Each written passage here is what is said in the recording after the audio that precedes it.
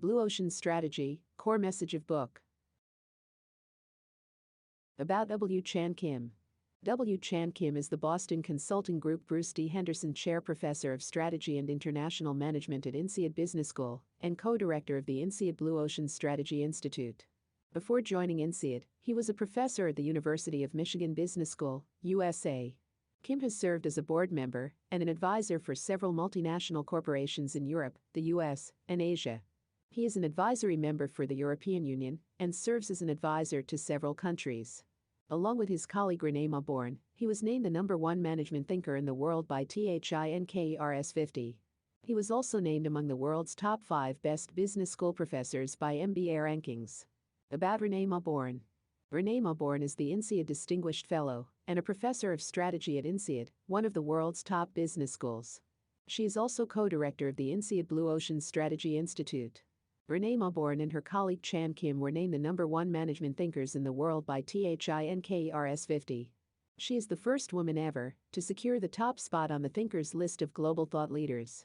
René Mauborgne was also named among the world's top 5 best business school professors by MBA rankings. The 8 principles of the Blue Ocean Strategy. Formulation principles. Reconstruct market boundaries. Focus on the big picture. Reach beyond existing demands. Get the strategy sequence right.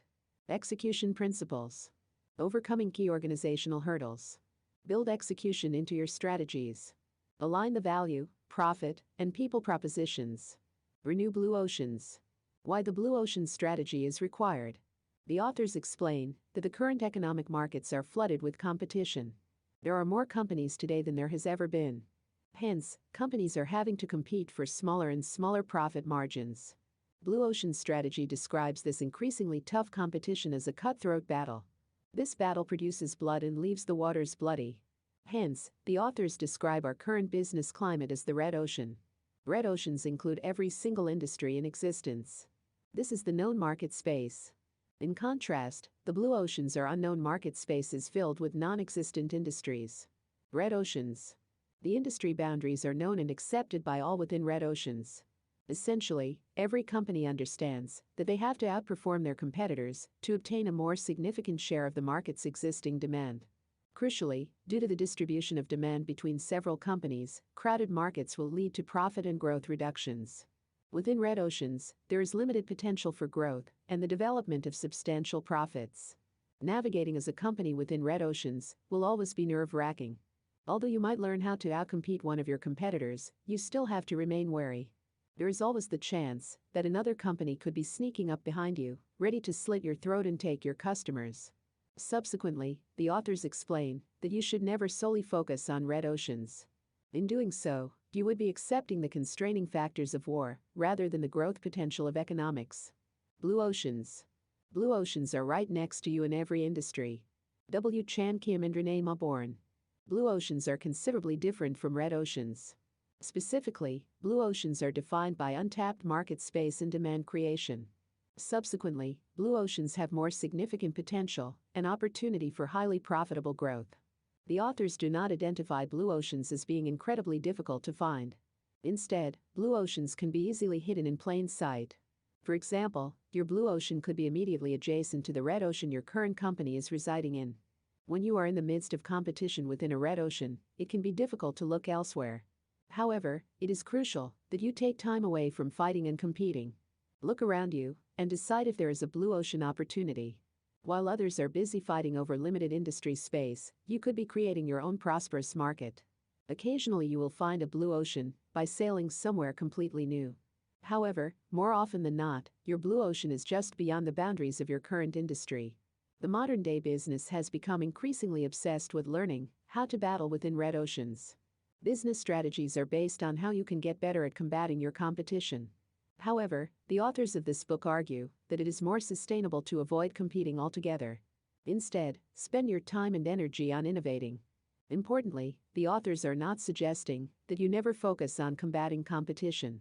The skills associated with red oceans will always be useful. There are certain circumstances where others will try to make your blue ocean red. For example, being successful through making your own blue ocean will often lead to copycats attempting to outcompete you. Red oceans will always be a fact of business life. However, try to focus on innovating through creating blue oceans. If you can maintain this focus, then you will be successful despite the copycats. While good strategy content is based on a compelling value proposition for buyers with a robust profit proposition for the organization, sustainable strategy execution is based largely on a motivating people proposition. W. Chan Kim and Renee Mauborgne. The 4 Actions Framework. The authors provide a framework that they call their strategy canvas. This canvas should be used to evaluate the different competitors in your industry. After understanding your competitors and the market within which your company resides, you need to ask yourself 4 vital questions.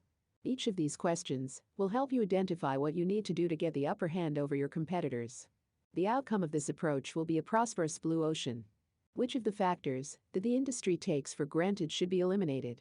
This question will encourage you to consider the factors that companies in your industry have long been competing over. Aim to eliminate the factors that you believe the consumers do not care about. Specifically, remove them from your strategy. By eliminating these unnecessary factors, you can reallocate your focus and efforts to improving the more valuable things. Crucially, it is likely that your competitors will be wasting their time and energy on the unnecessary factors you have eliminated. Subsequently, you will obtain an organic advantage. The authors provide an example of this strategy by talking about airports. Some airports asked themselves this question and decided that airport lounges were surplus to requirements despite several airlines competing on this matter. Lower-cost airlines decided to remove this factor and were able to make their margins bigger and their flights even more frequent. These airlines created a blue ocean for the consumers who were more sensitive to the price than to the lounge experience. Which factors should be reduced well below industry standard? Your company can't be perfect on every criterion that characterizes a top-quality company. Therefore, you need to decide which areas you want to compromise to dominate the other criteria. The criteria you want to dominate in are the things that can't be eliminated. Instead, you can reduce them to the bare minimum level required to pass. Which factors should you raise above industry standard? Certain criteria are generally valued more by the customers within your industry. Hence, by eliminating some of your input for certain criteria and significantly reducing others, you can have spare resources left over. These resources can then be utilized to make specific areas exceptional. Which factors should be created that have never been offered? This factor is all about innovation. Try to consider what no one else in your market is doing. Finding the right answer to this question will help your company develop substantially in its own blue ocean. Value innovation. Value innovation is the cornerstone of blue ocean strategy. We call it value innovation because instead of focusing on beating the competition, you focus on making the competition irrelevant by creating a leap in value for buyers in your company, thereby opening up new and uncontested market space. Value innovation places equal emphasis on value. W. Chan Kim and Renee Mauborgne. Value innovation is the cornerstone of creating a blue ocean strategy. As aforementioned, you should avoid falling prey to the error of focusing all your attention on beating your competitors. Instead, you should be aiming to make your competition irrelevant by creating a leap in value. This value should be value for your buyers and for those working within your company. By introducing value innovation in your company, you can open up a new and uncontested market space. The authors explain that value innovation can be broken down into its 2 constituents. For example, some companies may place significant effort into creating value without focusing on innovation. In essence, these companies focus on value creation on an incremental scale. This approach will improve their company's value, but it will not stand out among its competitors in the marketplace. In contrast, some companies will primarily focus on innovation without focusing enough on value. These companies are generally technology-driven and will be obsessed with the future. However, as they are looking too far ahead into the future, they are likely to overshoot where the buyers currently are in their expectations. Both of these approaches will lead to ineffective growth within your company. True economic growth relies on your company focusing equally on both value and innovation. The example provided in this book of a company that effectively utilized value innovation was the Cirque du Soleil. They created a blue ocean by avoiding the highly saturated market of standard circuses. Where to look for your blue ocean?